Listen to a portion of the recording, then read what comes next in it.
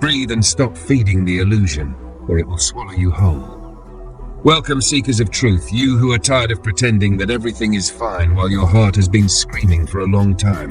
If you feel you live inside a matrix of lies, in a theater of other people's masks and your own compromises, stay with me.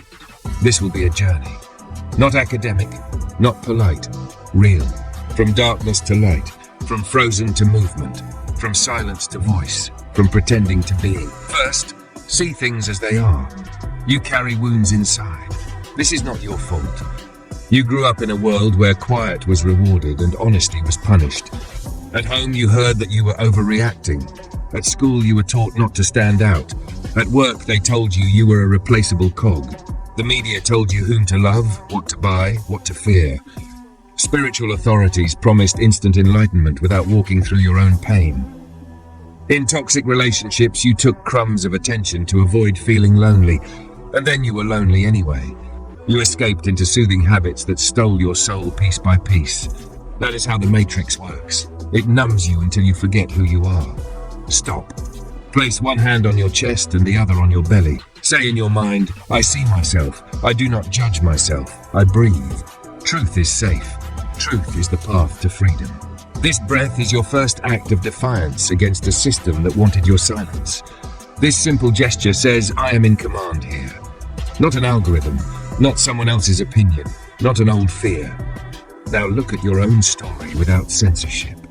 Do you remember the first time you hid your voice?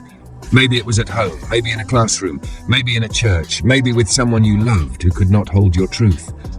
In that moment, you learned survival, not life. Every time you promised yourself you would speak next time, and then stayed silent again, the wall grew. Today, we will not tear that wall down with a scream of hatred. We will do it with awareness that cuts like light. Imagine you are standing on the border of two worlds. On the left, the old order. Fake smiles, judgments, resentments, fear of rejection, shame like a heavy coat, pleasant quick numbing that leaves emptiness. On the right, a space where every breath is a choice. Every word is yours, and silence is rest, not punishment. What holds you on the left? You must name what holds you. Maybe it is shame, maybe loyalty to family secrets, maybe fear of loneliness. Name it in a whisper. Say, I see you, and step. Before you go further, you need to understand one thing. There is no awakening without confronting pain. False spirituality promises shortcuts, a glass smile meant to cover the body's scream, colorful metaphors meant to justify passivity. That will not work. Real work is a return to yourself, sometimes messy, sometimes chaotic, always honest. When you touch trauma, you touch the place where energy got stuck. The trembling begins, the urge to run appears. That is the sign you are alive. Do not run. Stay. Say, I am with you, little me who was once silenced. I will not betray you again. Now practice. You need a daily ritual that brings back feeling and voice. Sit in silence, spine tall, feet on the ground. Let the body feel its weight. Breathe into the belly. On the exhale, speak short truths, simple sentences, no ornaments. I can speak. I have a right to boundaries. My anger is information, not a sin. My tear is not weakness. My body knows when to say yes and when to say no. Speak each sentence as if laying a foundation, word by word, stone by stone. You do not have to believe it right away. It is enough to be consistent. The second pillar is attention hygiene. The matrix feeds on your energy. It feeds on your reaction, your jealousy, your actionless anger. If you wake up each day and feed the algorithm with content that makes you smaller, you give your voice away willingly. Start with a simple gesture. In the morning, choose silence instead of the world's scream. Take 5 calm breaths. Write a few sentences by hand. Ask yourself one question. What is my truth today? And what do I need to speak it? Only then turn the world on. You decide, not a notification. The third pillar is boundaries. Let's keep it simple. A boundary is a sentence that defines your freedom. When someone crosses your boundaries, you say, stop. This is too much for me. When someone dismisses your emotions, you say, my emotion matters, and if you cannot respect it, I will leave this conversation. When a toxic relationship blackmails you with rejection, you say, I will not choose violence in the name of closeness. When a job breaks your values, you say, this is not my direction. Each time you speak such sentences out loud, your nervous system learns a new path. The old pattern said, "Be quiet or you will lose." The new pattern says, "Speak and you will regain yourself." The fourth pillar is the body. There is no awakening without returning to the body. Your throat is not just a metaphor, it is the place where truth meets breath. Do this exercise. Place your hand on your throat and pronounce long vowels as if you were massaging tense muscles with warm light. Let it vibrate. Let it sound. Let it flow. If a tear appears, let it fall.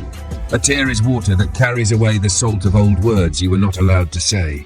In movement, in sound, in trembling, the body releases what does not belong to you. The turning point happens when you stop negotiating with illusion. When you understand that the fear of rejection is worse than rejection itself, because it keeps you in a cage even when the cage is gone. When you know that loneliness hurts less than company that demands you betray yourself. When you see that addiction can never satisfy because its purpose is hunger. Then you say out loud, "I choose truth." Not because it is comfortable, because it is mine. This is the moment life begins. From now on we walk like a warrior without armor, because the armor was the facade. You have the right to feel fragile. You have the right to feel anger. You have the right to say no. You have the right to ask for help. You have the right to change your mind when you get new facts. That is not weakness. That is maturity. The world will test your decision. Old relationships will ask why you have changed. Answer, because I chose life.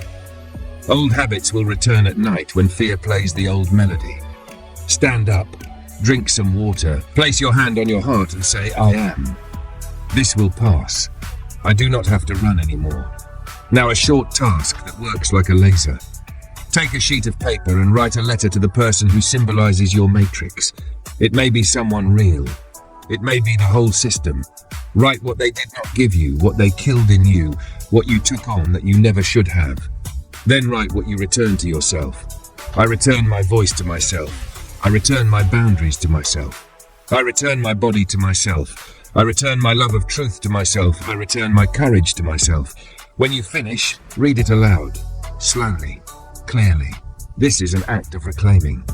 On the way to awakening, you will meet false signposts. Someone will tell you true spirituality is eternal calm. Do not believe it. True spirituality is movement.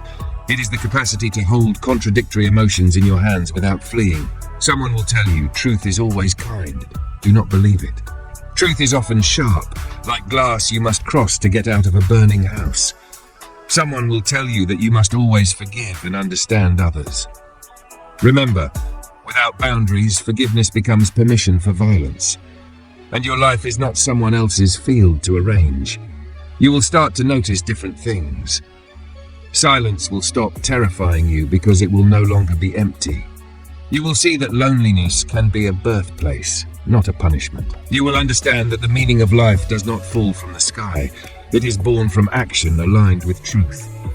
When you do something small but real, you will feel a stronger pulse than after the loudest applause of the world. You will understand that love does not silence, it strengthens.